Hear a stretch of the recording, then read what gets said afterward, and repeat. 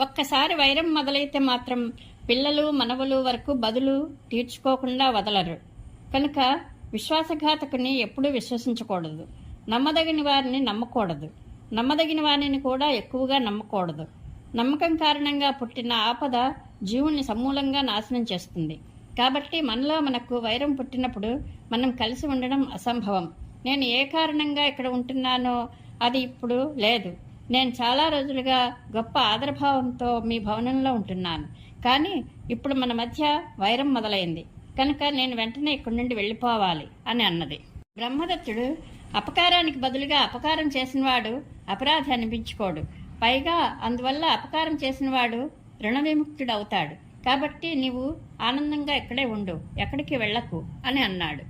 పూజని రాజా, అపకారం పొందిన వానికి అపకారం చేసిన వానికి మధ్య ఎప్పుడూ సంధి పొసగదు. ఆ సంగతి